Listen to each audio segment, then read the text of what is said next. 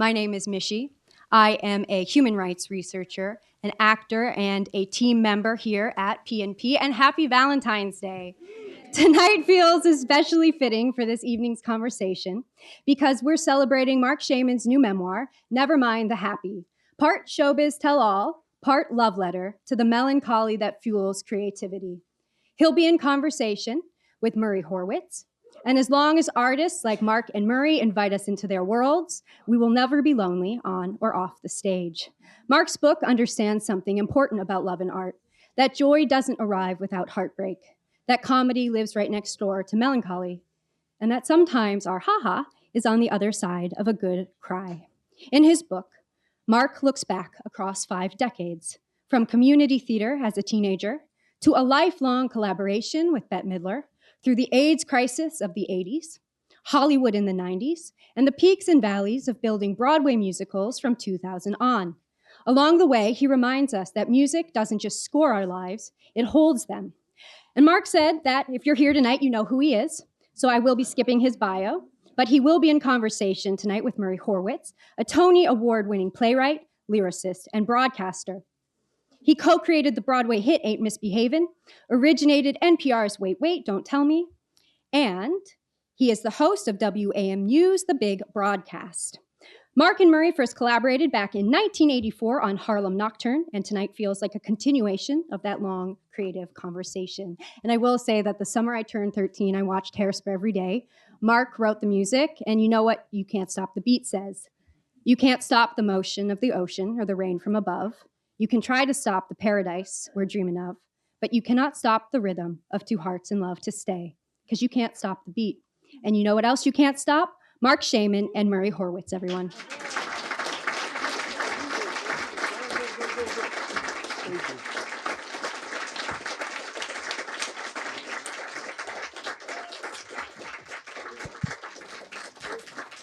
Hello. Thank you. Is it on? Yeah, it is on.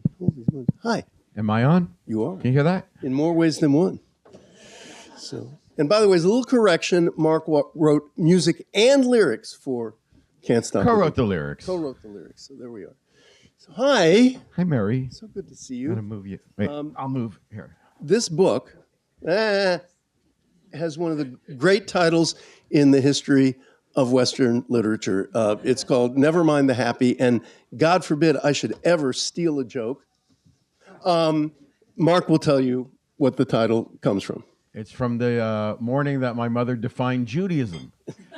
When my sister called her and said, "Ma, I want to be the first to wish you a happy and healthy New Year." And my mother said, "Never mind the happy." So that's what's coursing through my blood. Oh, I have a little addition. Yesterday, I'm 66 years old. I finally asked my doctor what is my blood type? So the blood test came back, and it's a negative. Marc Shaiman's a negative. It was perfect. Well, I want to talk about that in a minute because I have a big difference of opinion with you about your spirit, because I have always found you unendingly positive and as a collaborator. But we'll talk about that. We've been catching up on a lot of stuff, including family, and I ran down the kids. I spared you the grandkids, but and I mentioned to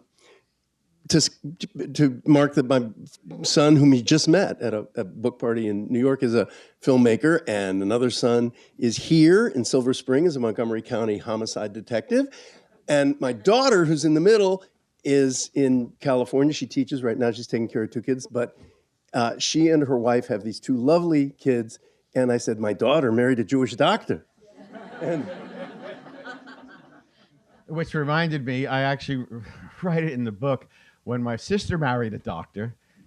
We're very much on Jewish mothers already. I wrote a song for my sister's wedding, which I was working on the movie Beaches at the time. And when I came home and sang it for Bette Midler, if you watch the movie again tonight when you go home, she meets a doctor in it, and they hit it off. And as she leaves the scene, she sings a little of this song. I'll sing it. It's very short. I'm in the character of my mother.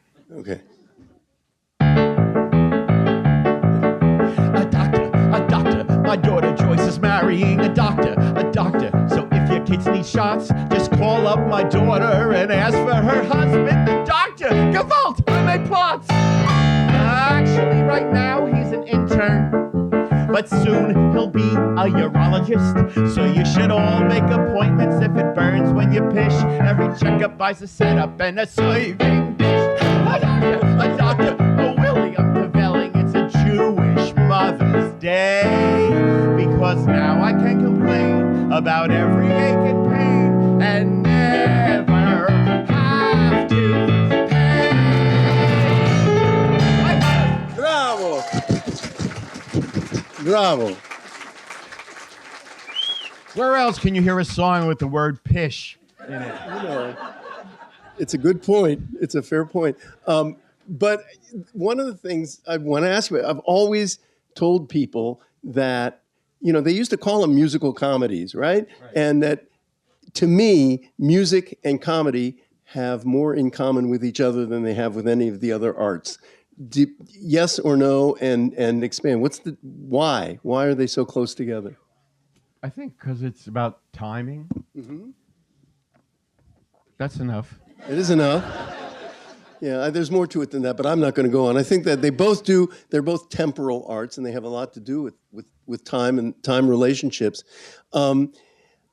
Okay, let's talk about positive and negative. I'm a positive, actually, and I've always found you, as I said, unremittingly, even when it's a pain in the ass, positive and wonderful. We met, I think we first met in one of those, you read this book. This book is fabulous, and it really recreates a lot of what went on in the 80s when Marc was working a lot with his partner, Scott Whitman, in the East Village in New York at a place called Club 57, and I was working with some of that crowd, and I think we met there. But later, Andre DeShields introduced us. And you may be the first young mentor I had, the first mentor I had who was younger than I was. And one of the things, everything you said, this is the greatest show I've ever seen. I don't want to be any place but here. And it was so wonderful to hear somebody say all those positive things. Why do you think you're negative? I think that must have been the exception that proved the rule.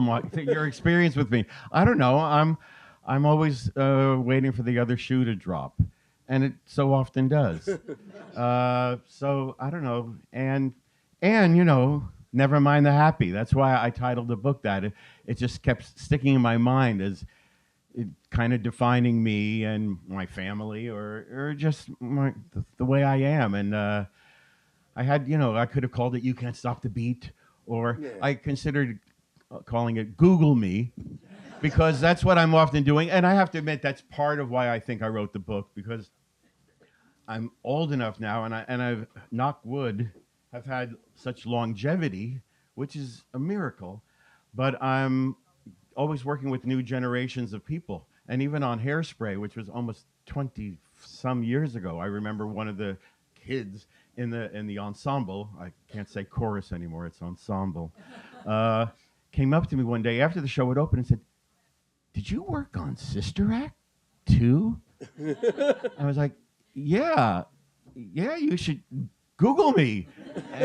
And so now, as each generation comes along, I find myself saying more and more, "Google me," because not to show off, just to know where I come from and what I've done. And so part of me, that's kind of why I wrote the book. Mostly it was, I think, I was listening to Julia Louis-Dreyfus has a great podcast called Wiser Than Me, where she talks to women, wiser older women. And Jane Fonda was talking about her memoir and said that she felt it was time for her to have a life review. And I remember I was driving and that phrase just really stuck in my head. I think I was in the middle of a disappointment over something that was happening in show business and a show that wasn't going to run as long as we all thought. And I thought that the life review, maybe, I think this was all subliminal, that, is that music that's playing? Yeah, so there's something's going on. I beg of you to turn off the music. It'll be so distracting to me. This is why I have to have them turn off music at a massage. Yeah, Alan, do you know? It's downstairs. Instead of feeling nice and good, I'm just thinking about, oh, here comes that third again. Yeah. Oh, there's that major fifth chord again. Yeah. I just thought a life review would help me to remind myself of all the wonderful things I've been able to be a part of, and the luck I've had, and the joy I've been able to have on projects, and sometimes be able to spread through the projects. And That's why I wrote it. Well, we'll agree to disagree, because that's what I remember is the joy. The joy of working with you, and that you spread all that. It was great, being in the room with you. And as you may remember, I was insanely jealous. I just love that spirit, and the spirit's there. You did in the book. You were able finally to answer the question, where did your talent come from? You want to read something from the book? No, I can Well, say then you it can now. tell that. You'll all buy the book later, and you'll read it when you get home. I only heard, like 10 years ago, there was a concert for me and Scott at Carnegie Hall. The New York Pops gave us a tribute. And my old piano teacher came. She must have been 3,000 years old. And she still was wearing the same perfume. But my mom, my sister Joyce, who married the doctor, and Miss Andrews, the piano teacher, were there. And that was the first time my mother told me that my sister was taking piano lessons with Miss Andrews, and when they finished her lesson, she went out to play, and my mom said, Miss Andrews, come upstairs, have a cup of coffee. So they were upstairs having a cup of coffee, and they heard my sister's lesson being played. But they had heard Joyce go outside, and they're like, where'd that come from? So they creeped down and looked down, and there I was, playing by ear, and that's why I started piano lessons very earlier than most kids, and thank God the piano was there in the house. And that's why music education is so important, because if a kid doesn't have a outlet, can you imagine there are kids out there who have it in them but don't. Thank God the piano was there. So and then the piano became a part of me, and still is. How much did you practice? Oh, I never practiced. My mom says I used to practice when I heard the piano teacher's car pull in the driveway. I wish I'd practiced, and I still wish I could practice. As a matter of fact, if I have my dream of retirement, it's part of one thing I could think of is just go back and, because I don't have chops anymore. I only play what I write, and so it's what my hands naturally gravitate towards. And then the computer I can fix. I mean, I can do orchestrations and do all sorts of, but I can go in and then say, well, what I really meant was. And so the computer and my own laziness has really, it's bad. It's astonishing, because you're, at least in musical theater terms, a great pianist, and I'm speechless, which is odd for me. Do you, what I was thinking of, though, is you gave your father a lot of credit later in life, and there was, it would be a song cue, but if you don't want to sing that song, it's okay. Okay. But what happened is, I listened to the Mary Poppins soundtrack. So that movie came out, I think, 1964. I was 4 years old. I listened to that record night and day. The Sherman Brothers, who wrote those songs, those were my teachers. And Irwin Kostal, who was the orchestrator, arranger, which is a thing I didn't know what that even was until I was older, that someone arranges and orchestrates music and figures out what everyone's playing. But I knew when that Mary Poppins started, I didn't know it was strings tremoloing. It's just those tremolo strings would make me shiver. And of course, I was such a manic depressive as a child. With all the upbeat songs of Mary Poppins, my favorite moment on the whole record was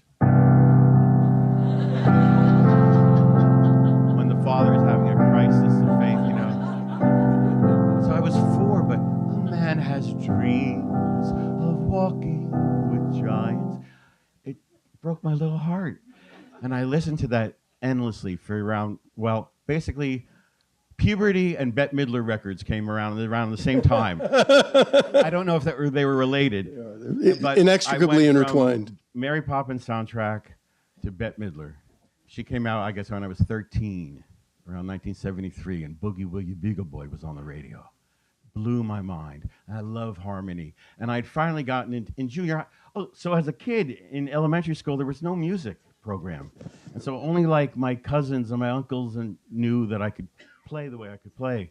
And then finally, when I was in 7th grade, my friend named Cheryl said, I'm going to audition for a summer theater musical workshop. These 2 wonderful women in my township saw that they weren't putting on musicals in our schools.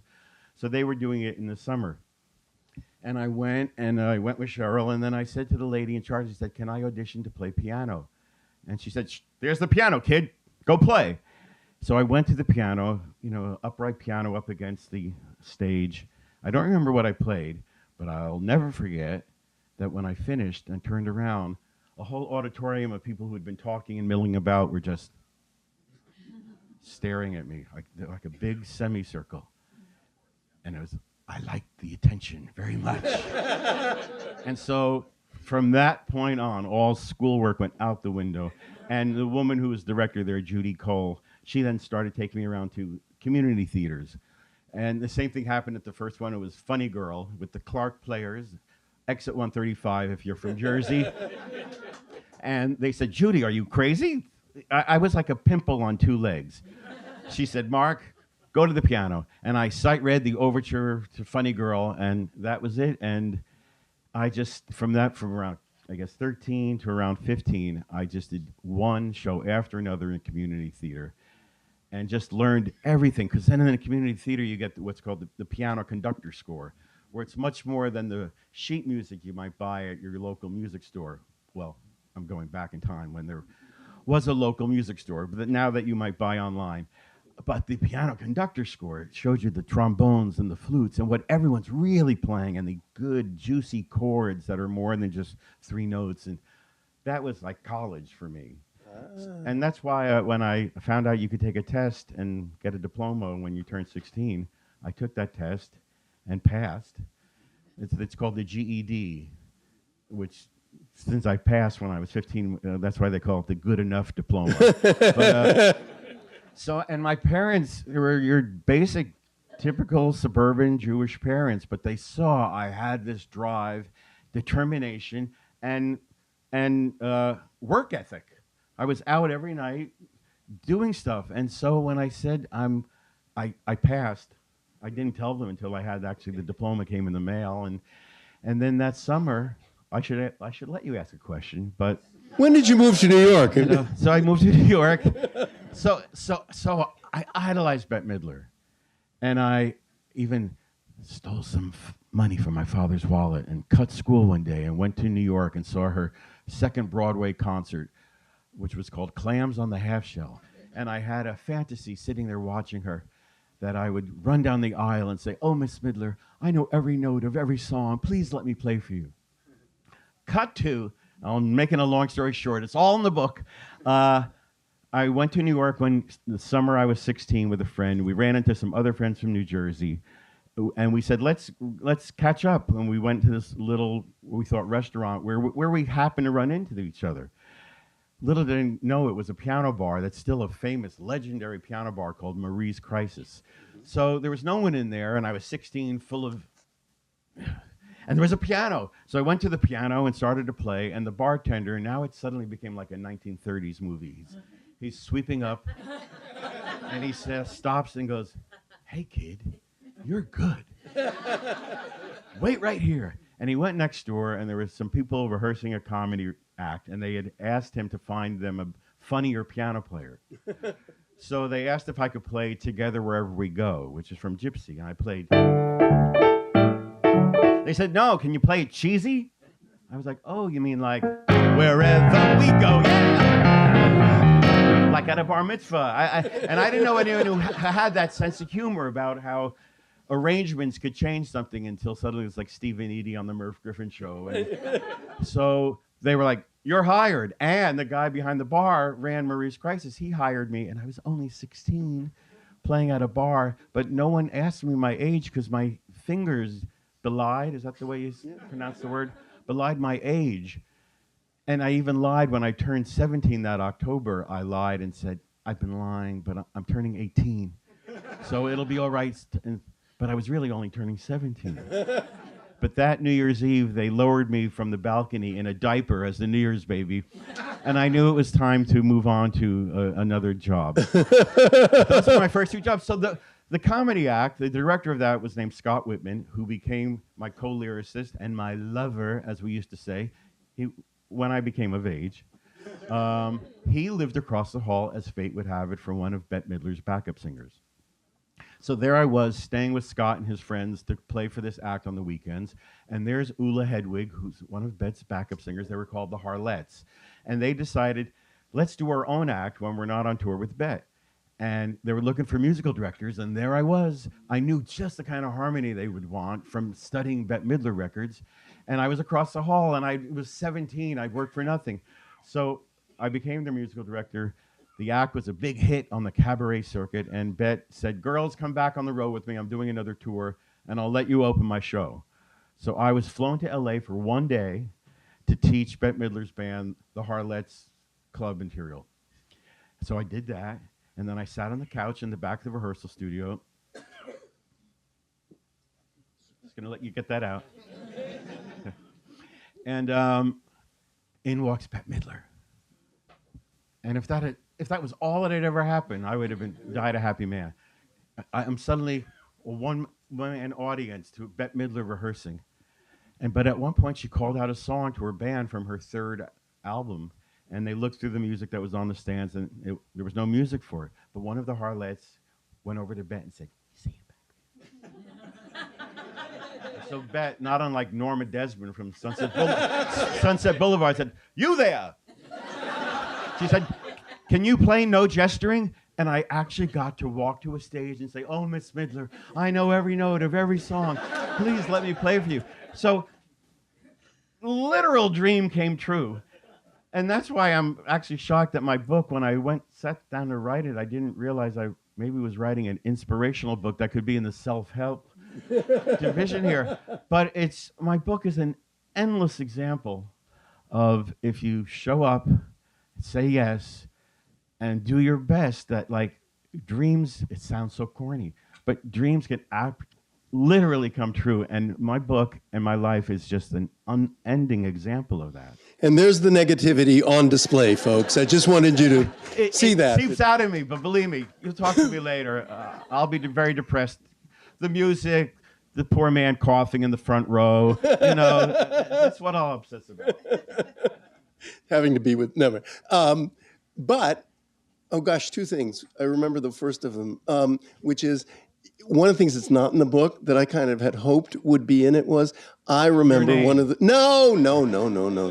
You had this catch-all acknowledgement for all the people that I've mentioned and all the people I haven't mentioned. Thanks, so it was fine. But no. One of the greatest song performances I ever heard in my life. It was the second AIDS gala at the Metropolitan Opera, and you accompanied Bette, and she sang, she said, it's like a wartime, now I'm going to sing a war song, and it was, I'll be seeing you. Right, I didn't talk about that. And it was and there wasn't a dry eye in the house, believe you me, for any number of reasons.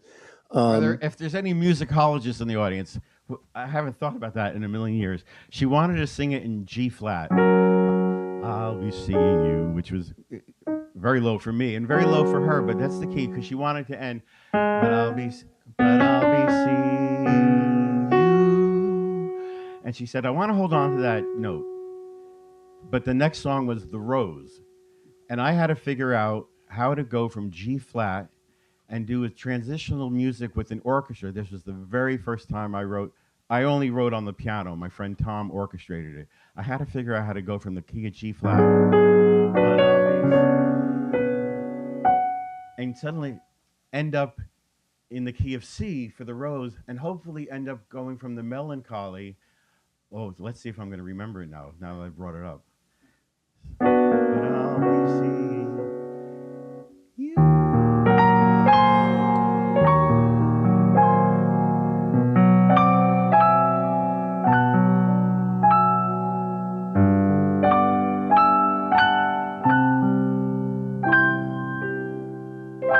I didn't play it right. See, I'm going to obsess over that. The whole car ride home to New York. It was beautiful. Wait, but anyway. Whatever you played under and that that's why I last didn't note bring it up in the book.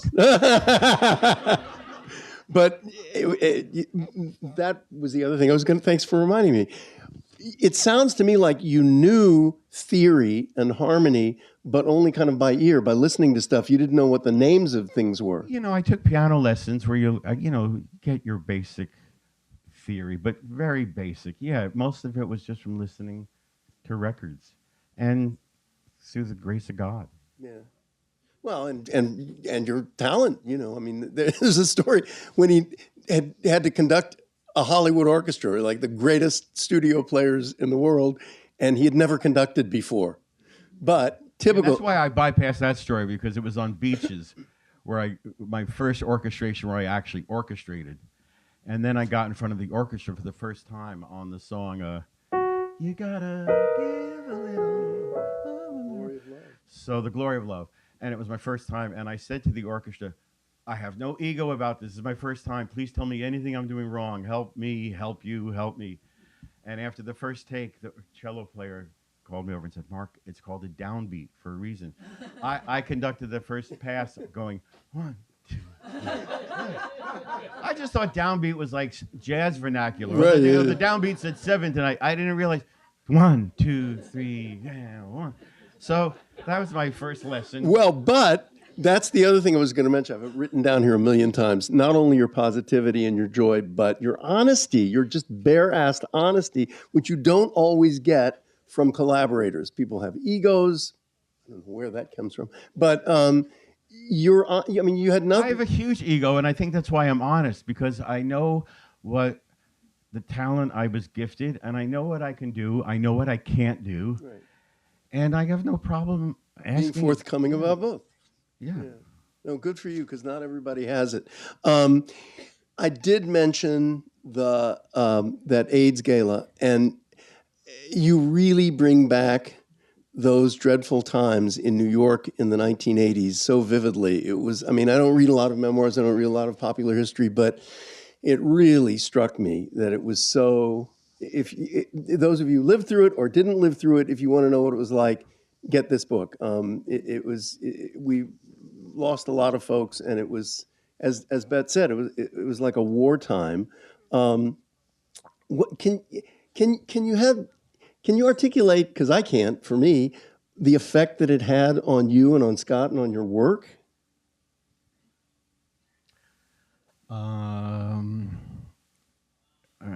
I look out, I see the color of people's hair, so I know that a lot of people here live through the same thing that we live through, where everyone you know is suddenly dying every week, and you're suddenly an old man turning to the obituaries every day. Back then, I said to someone once that, oh my God, I feel like I could write, it sounds like a country western title, I could write a song called, If Tears Were Only Calories, Just Think How Thin I'd Be. It's not a fat shaming joke, it's not even a joke, No. It just meant, if only this endless weeping and sobbing and had some silver lining, that if only the tears were exercising something. And I ended up writing that song only a few months ago.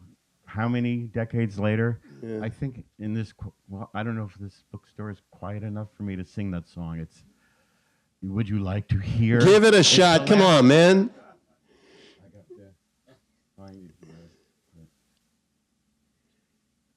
So the last year of my life has just been, not to bring the room down, but just a year of loss. I mean, we all go through it.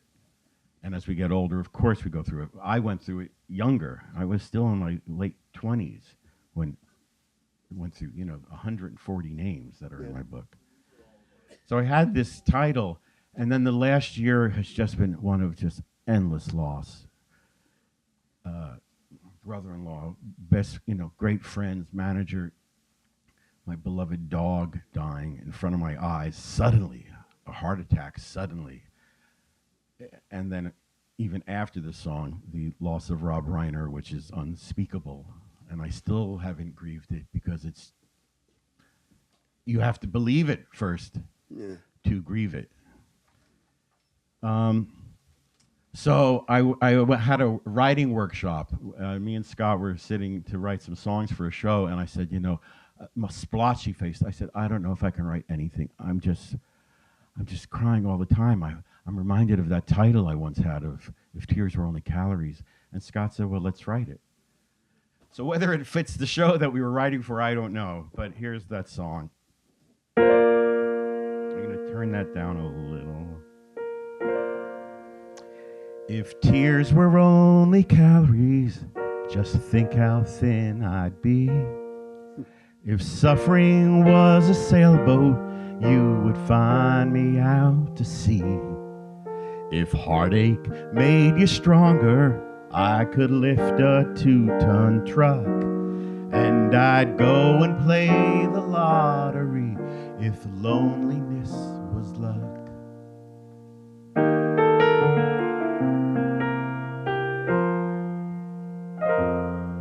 If bitterness was breakfast, it would be my favorite meal. If no one home was Novocaine, I'd never have to feel. If dreams were like an echo, they would bring love back to me. And if tears were only calories, just think how thin I'd be. If demons paid the rent, I'd have the biggest house in town. If hopelessness was helium, you'd never get me down. If depression was a cocktail, I would have it on the rocks. And if moodiness was money, my address would be Fort Knox. If self-pity was a paintbrush, I could paint the whole town red. If pain could stuff a pillow, it would fill my empty bed. If missing joy was medicine, I'd live to 103. And if tears were only calories, just think how thin I'd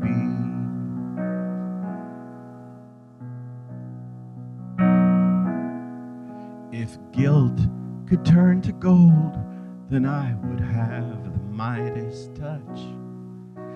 If sadness wasn't real, I wouldn't miss my dog so much. If memories were magic, it would make love reappear. And if sorrow came with miracles, my friends would still be here.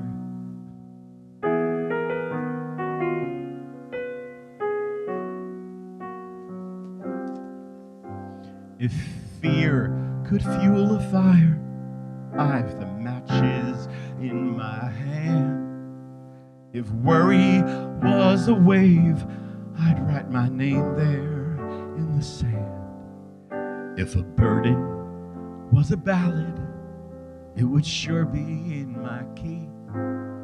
But since misery loves company, I'm glad you're here with me.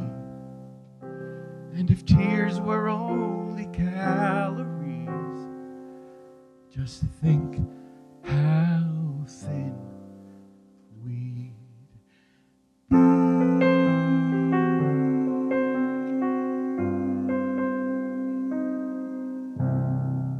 Bravo. You want that?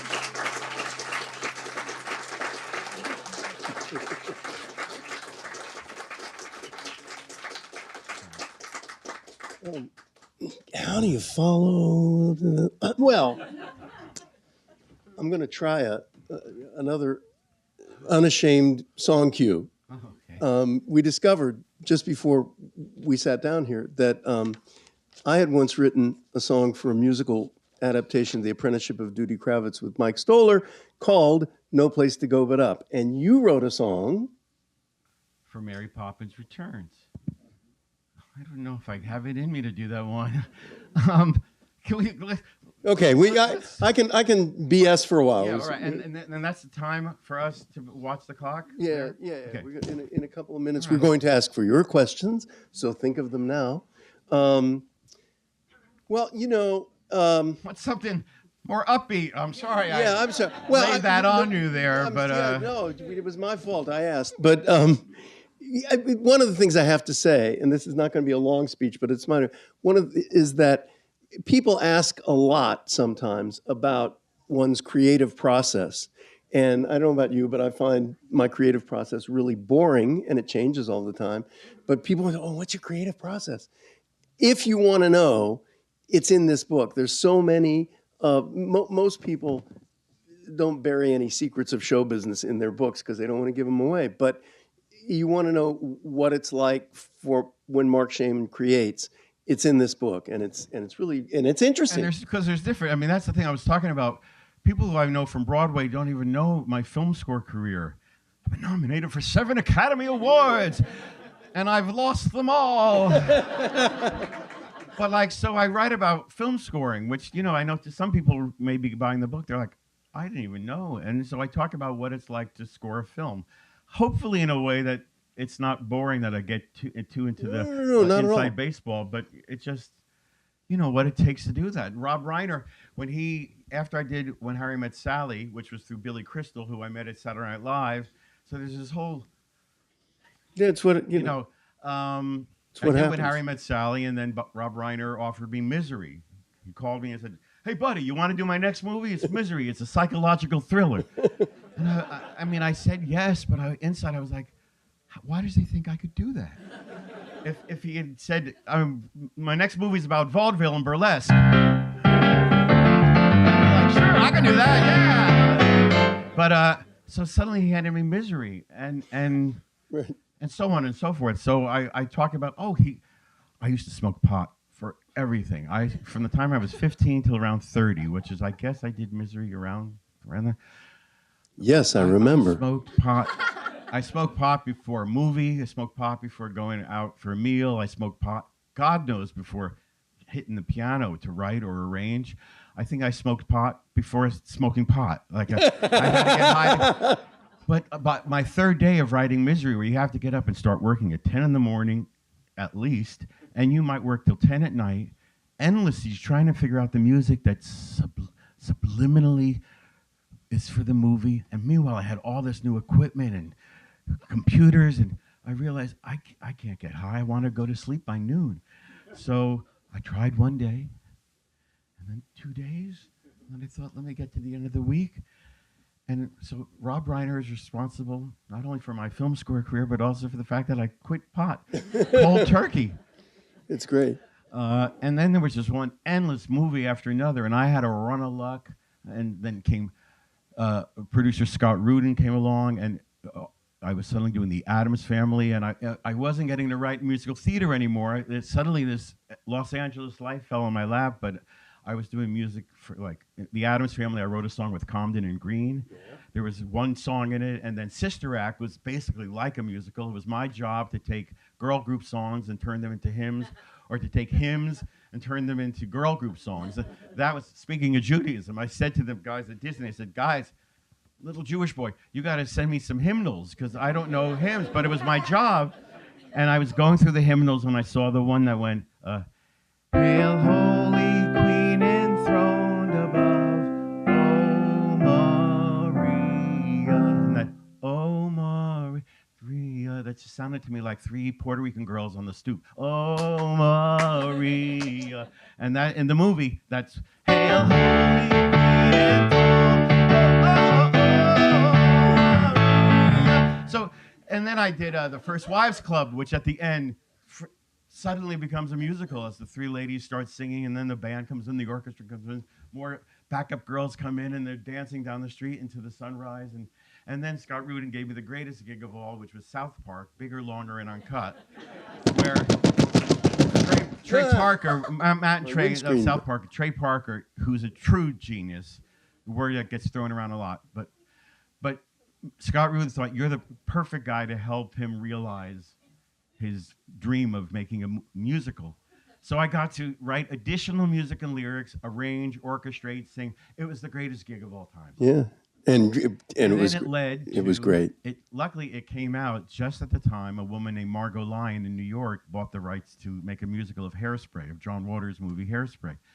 And after all those years of trying to get a show on in the 80s and not getting it on, and then this film career happening in the 90s, finally the South Park movie put my name back in the mouths of the theater community. So everywhere Margot went and said, who should write the score for Hairspray? Everyone said, get Marc Shaiman, get Marc Shaiman.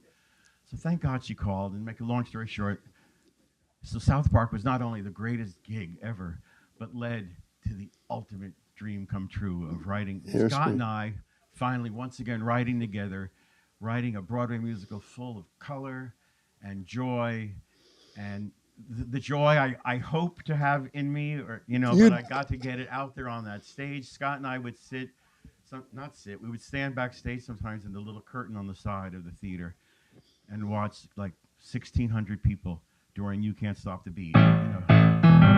You can't stop the beat if you don't know it. The hell with you. But we would peek through that curtain, and everyone in the audience, whether they were 7 years old or 77 years old, black, white, rich, poor, whatever, and whoever they were, Jew or all Gentile, had the same look on their face. They all just were leaning forward and just so happy to be there. And it's a unity that, oh my God, I wish I could do anything nowadays that could possibly bring unity to a group of strangers, because it just seems like unity is just it's passe. one of the reasons we do what we do, but you never know. We're going to ask for your questions now. I just wanted to ask you one question. It hadn't occurred to me before, but it's one thing, because I didn't know anything about film scoring until I worked at NPR, and there's a saint walking the earth named Andy Trudeau, he really ran cultural program at NPR. I just wore the tie. And he's one of the experts on film music. And one of the things he pointed out was the great film composers really are compositional, and the music, without intruding on what's going on in the music, can stand on its own. I mean, were you aware of that while you were doing it? Were you trying to do it? No, you're only trying to serve the movie. Give the director what he wants.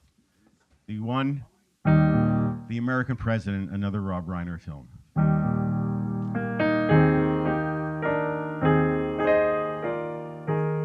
This one, I got to write a good old-fashioned movie score.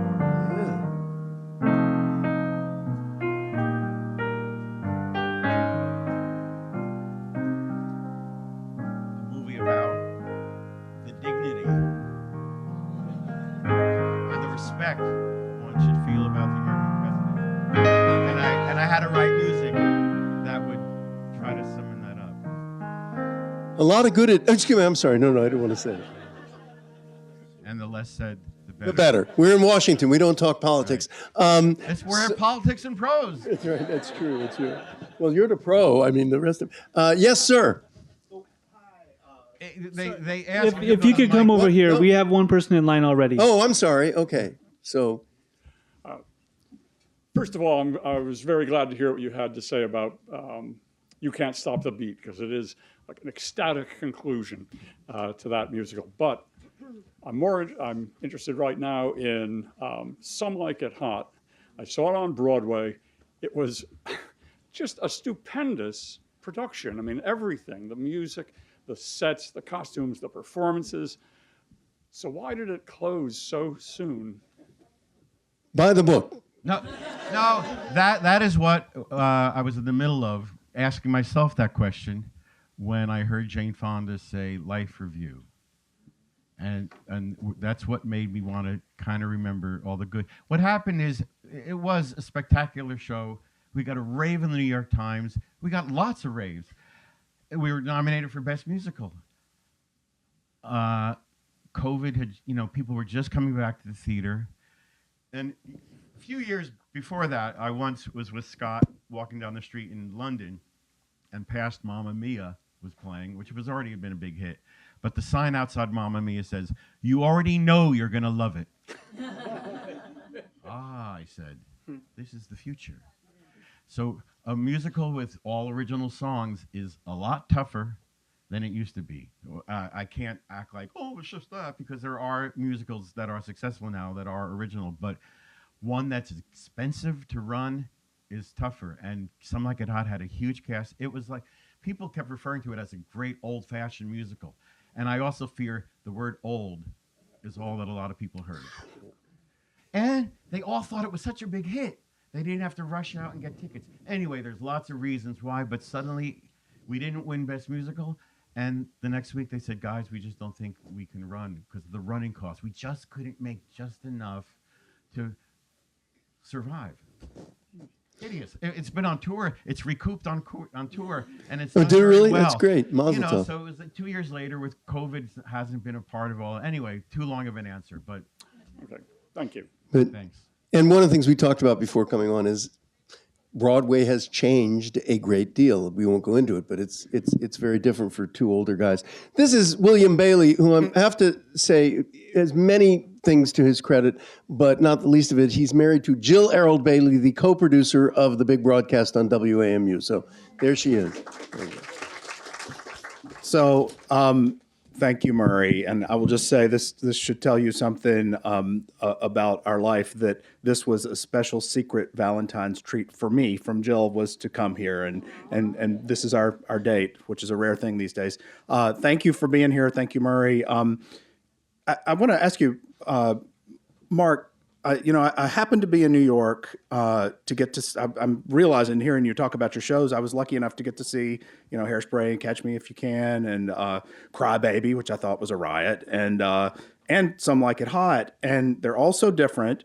But one thing that to me jumps out is like some of them have like really big star roles where it feels like you kind of needed to write for the star, or maybe that came together in production. I don't know, but like. Part A is, how do you, what's the difference for you, writing with a star, not writing for a star? How do you approach that? And part B is, setting aside commercial, if you could go back to the era when it was easier for things to run and you could write anything, what would you want to write? I don't think any of the shows I've written, we knew who was going to play the parts in advance. So didn't really write. And when Harvey Fierstein suddenly was going to be playing Edna, that just meant I had to lower the key. Right. Hey, Tracy, hey, baby, look at me. I'm the cutest chickie that you ever did see. And as far as if I didn't have to worry about trying to be of the day, I used to, you're not allowed to mention Woody Allen's name, but he made so many movies that would be great musicals. It broke our heart when he did Bullets Over Broadway and only used old songs. Oh my God, what a great musical that would have been. The Purple Rose of Cairo. Mm-hmm. If it was instead of a black and white, black and white tales comedy, if it was a MGM musical that she went to see and he came off the screen. Broadway Danny Rose. Anyway, lots of things like that, but no one's going to want to go see those things today. So. Yeah. I'm just happy to sit on the couch and watch Jeopardy with my husband. Well, we love your work, and I hope you keep writing. Thank you. Yeah. My answer to that question would have been, I would have written South Pacific. Yes, ma'am. Yes, I'm not a public speaker, so I'm a little nervous. So I wrote a little thing down. So I marvel at your gift, and I'm really grateful for your storied career and all the lives that you touched, either knowingly or unknowingly. And so I want to say that my 13-year-old daughter at the time when Hairspray came out was bullied beyond imagination. Just talking to the mic so I can And she came home every day and listened to your musical. So I want you to not go home and you're back to New York and think about all the little things, but think about the people that you have touched in such a deep and profound way. Thank you. I thank you for that. I mean, I do try to think about that, and I thank you. I mean, and we do get messages, and the song from Mary Poppins Returns, the place where lost things go. That's we got messages. That's the great thing about the spotlight of show business. I mean, it's hideous when things don't go right, and there's this big spotlight on you, or people write about you online, and then write something nasty and tag you. So that you're not even suspecting it, and then suddenly, oh my God, there's. But yeah, I mean, that's a them problem. Yeah, I'm trying, but thank you. And what you just said will help me. So thank you. Yeah, very much. You're a real gift. You're a national treasure. And I would like to ask you: has the Academy reached out to you in any way, shape, or form about honoring Rob Reiner at the? They're gonna. I mean, it's been a year of great loss, like with Robert Redford and Diane Keaton. But there is something, that'll be specific about Rob. Yeah. And I hope you're involved in it. And I also want to say I'm sorry for all your losses. So thank you so much. Thank you. Can we all say that, yes, thank you. But I think there's a consensus that the year 2025, we're glad it's behind us. Yes, sir. Yes, Mr. Shaiman, first of all, it's great to meet you. Just some background. I'm the counterintelligence division historian for the FBI, so don't break the rules from Catch Me If You Can as a big favorite. Wow, thank you. Thank you. But just curious. I'm proud of those lyrics. I put them in the book. Oh, it's a fantastic because they so show. speak to today. Yes. Yeah.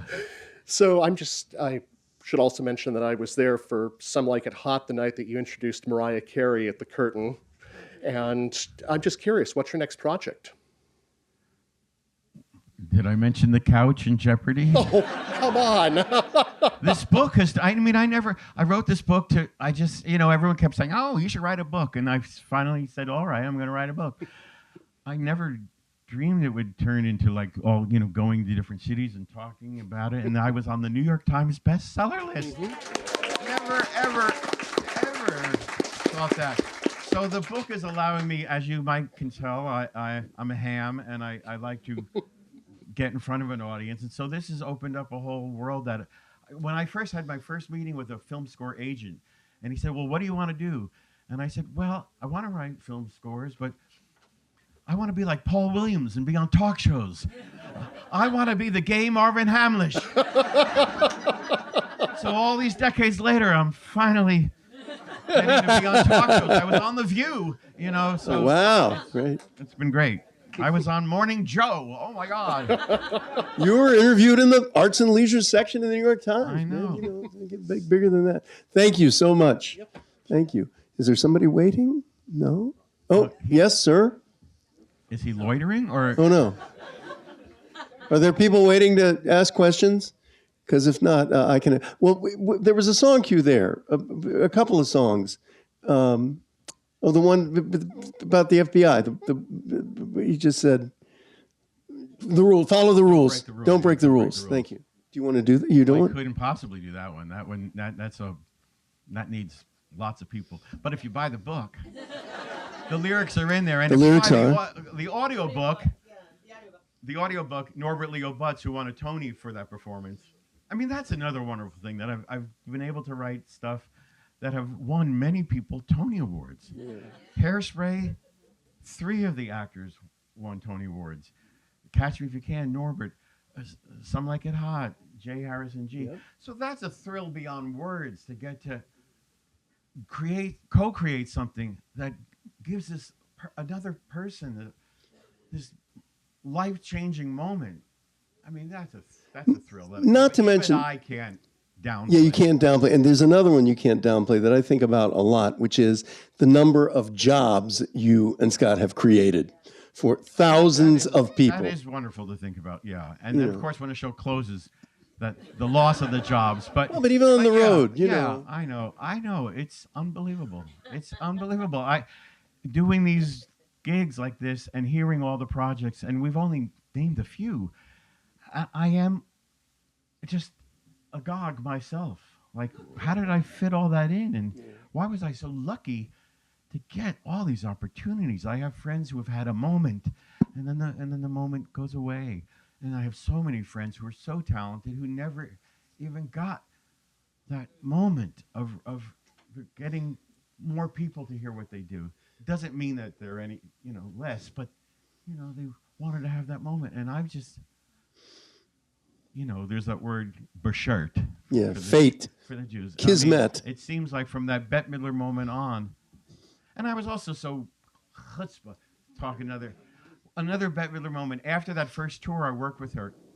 I went back to New York. I was doing this and that. And I heard she was doing a world tour, rehearsing in Los Angeles, where she lived at the time. And I called and I said, I'd love to work on the new tour. She says, I'm only hiring local. I'm not flying anyone in. I'm not putting people up. She didn't say it so sternly. But what was I? I was maybe 19 at that point.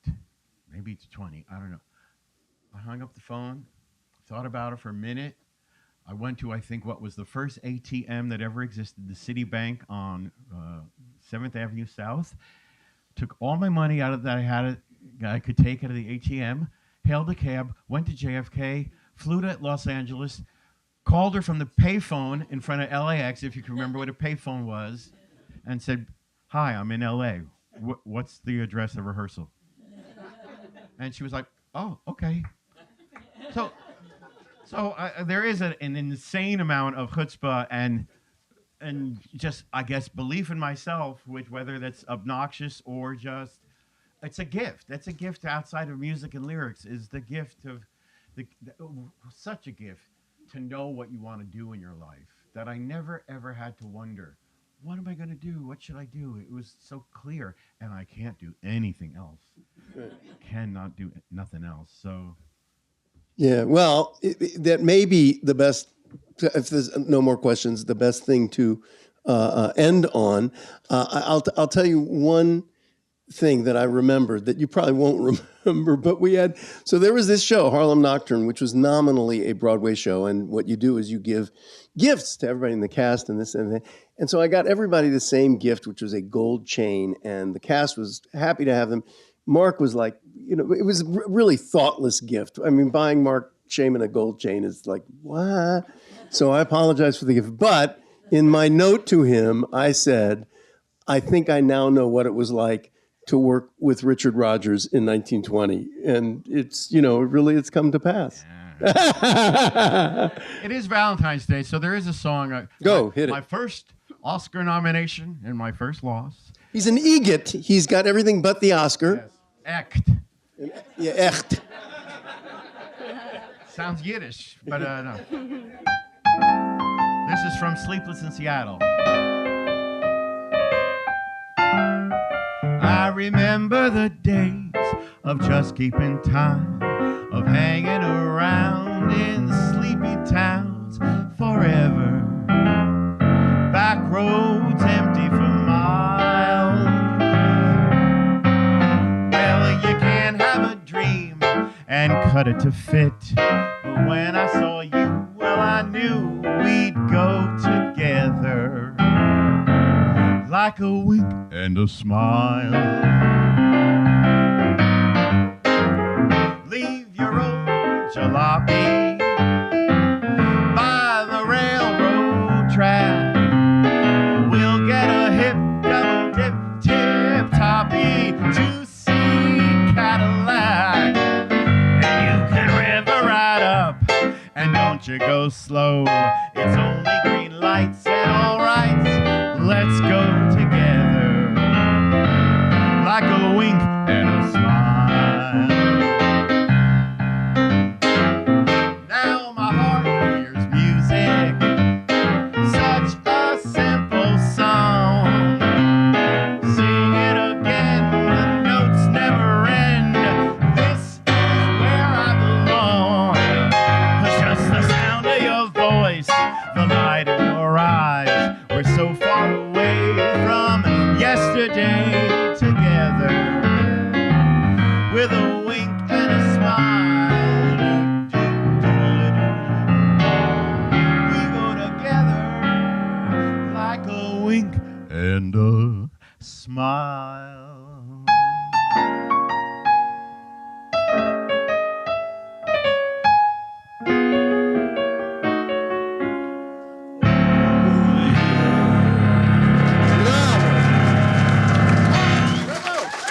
Marc Shaiman, ladies and gentlemen. For showing up. Oh, Thank you. and one more note, if you're all interested in musical theater and don't buy this book, you're going to miss the greatest Stephen Sondheim story that you've never heard before.